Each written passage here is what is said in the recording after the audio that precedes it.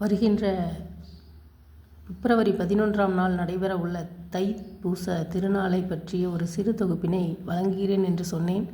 என் அப்பன் முருகனின் அருளால் என் காதுகளுக்கு எட்டிய அந்த மகிழ்வான செய்தியை நமது முருக பக்தர்களுக்கும் கூறினால் எனக்கு இதைவிட இப்பிறவியின் வேறு பேறு கிடைக்காது என்பதை உணர்ந்து தங்களுக்கும் இதை பதிவிட விரும்புகிறேன்.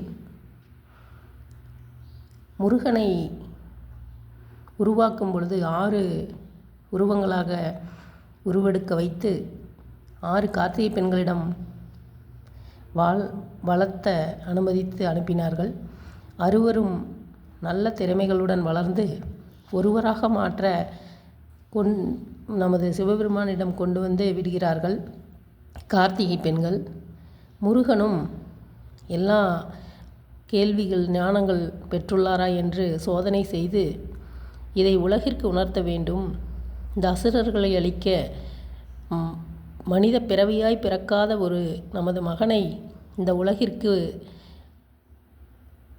அறிமுகப்படுத்த வேண்டும் என்று அந்த நாளை திருநாளாய் கொண்டாட வேண்டும் என்று விரும்பி அவரின்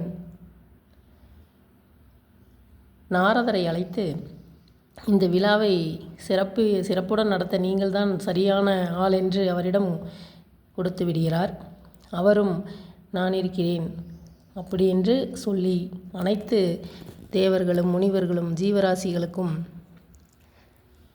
அந்த ஓலையை கொண்டு சென்று அழைப்பிதழை கொடுக்கிறார்.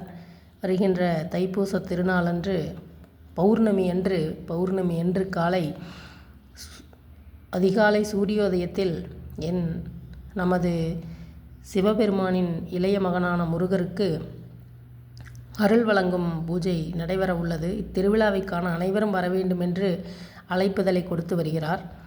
அப்பொழுது அனைவரிடமும் சென்று சொல்லும் பொழுது அதிகாலை சூரியோதயத்தில் என்று சொல்லிவிட்டு நமது சூரியனாரிடம் சென்று அழைப்புதல் வழங்கும் போது மட்டும் எத்தனை மணிக்கு விசேஷம் என்று கேட்க எல்லாம் தாங்கள் வந்தவுடன் என்று சொல்லிவிடுகிறார். அந்த நாளும் வருகிறது, அந்த இனிய நாளும் வருகிறது. அனைத்து சொந்த பந்தங்களும் தேவர்களும் முனிவர்களும் ஜீவராசிகளும் இக்கண்கொள்ளா காட்சியை காண தேவலோகத்தில் வந்து பூலோகத்திலிருந்தும் காத்திருக்கிறார்கள். நிற்க இடமில்லாமல் கூட்டத்தில் நின்று பார்த்து கொண்டிருக்கிறார்கள். அப்பொழுது இத்திருவிழா ஆரம்பமாகும் சமயம் சூரியன் அவர் எப்பொழுதும் அவருடைய நேரத்திற்கு தானே வருவார். எல்லாம் தாங்கள் வந்தவுடன் என்று வேறு நாரதர் சொல்லிவிட்டார். எனவே நாம் சென்றவுடன் தானே திருவிழா ஆரம்பிக்கப் போகிறது, நாம் எப்பொழுதும் போல் செல்வோம் என்று அவரும் 6 மணிக்கு மேல் பொழுது புலர வருகிறார். வரும்பொழுது இங்கே முதலிலேயே வந்து காத்திருக்கும் நண்பர்கள் எல்லாம் கண் கூசுகிறது. இக்கண்கொள்ளா காட்சியை காண இயலாமல் சூரியனார் வந்தவுடன் எல்லாரும் சென்று சிவபெருமானிடம் முறையிடுகிறார்கள். எங்களை அழைத்தீர்கள் சரி, இவரையும் அழைத்ததனால் இப்பொழுது பாருங்கள் எங்களுக்கு கண் கூசுகிறது, திருவிழாவை நல்லபடியாக காண இயலவில்லையே, மன வருத்தம் அளிக்கிறது என்று சிவபெருமானிடம் முறையிடுகிறார்கள். வேறு ஒரு நேரத்தில் கூட இந்த நிகழ்வை நிகழ்த்தியிருக்கலாமோ என்று மன சங்கடப்படுகிறார்கள். இதை கேட்ட சிவபெருமான் நாரதரை திரும்பி பார்க்கிறார். எல்லாம் தங்களின் வேலையா என்று கேட்க அவர் வாய்மேல் கை வைத்து அமைதியாக நின்று விடுகிறார். சரி, பரவாயில்லை, இப்பொழுது என்ன, உங்களுக்கு வந்து இந்த திருவிழாவை கண்கூசாமல் காண வேண்டும், அவ்வளவுதானே. உங்களைப் போல அவரும் எனக்கு வேண்டப்பட்டவர், அவரை விட முடியாது இல்லையா? அதனால்தான் இப்பொழுது உங்களுக்கு என்ன இடையூறு இல்லாமல் இத்திருவிழாவை காண வேண்டும், ஒரே நாளில் ஒரே நிமிடம் பொறுங்கள் என்று பௌர்ணமியான நிலவை முழு நிலவை எடுத்து அந்த சூரியனின் மேல் வைக்கிறார்கள்.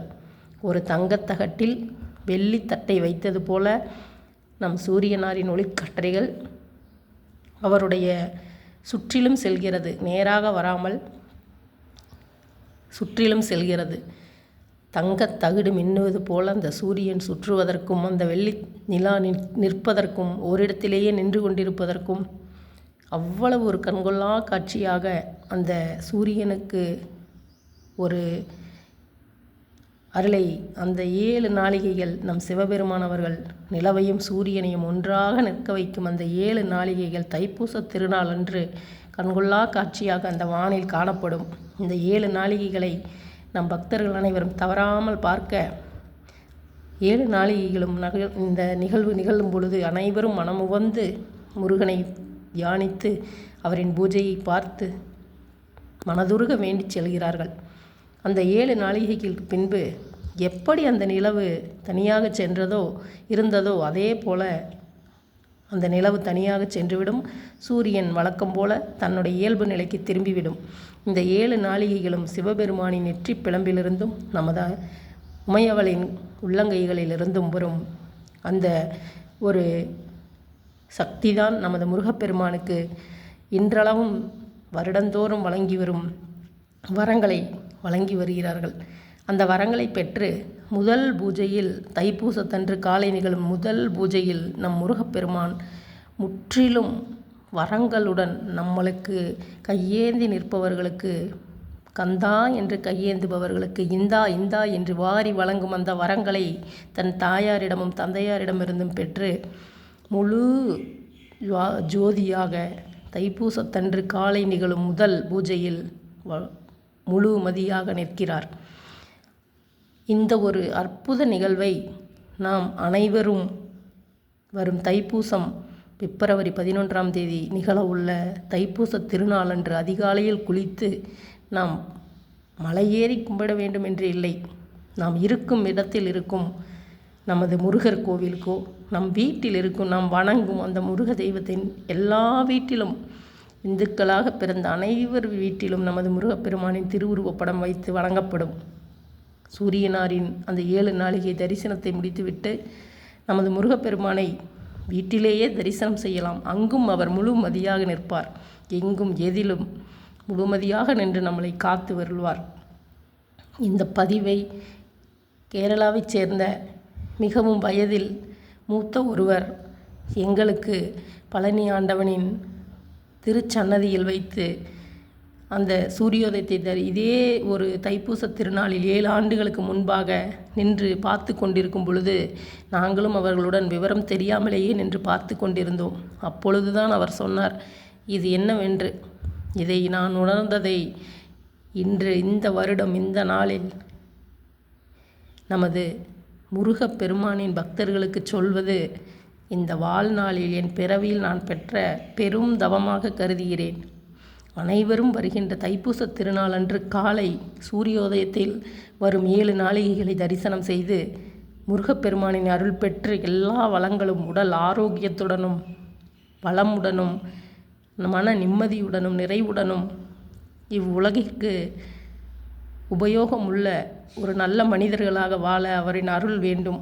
அந்த அருளை அனைவருக்கும் என் அப்பன் வழங்குவார் என்று கூறி இதை பார்த்து கொண்டிருப்பவர்களுக்கு நான் ஏதேனும் தவறாக சொல்லியிருந்தாலும் அதிலுள்ள தவறுகளை தாங்கள் திருத்தி கொண்டு இந்த 7 நாளிகைகளையும் தைப்பூசத்தன்று கண்டு களிக்க வேண்டி கேட்டுக்கொள்கிறேன். நன்றி, வணக்கம்.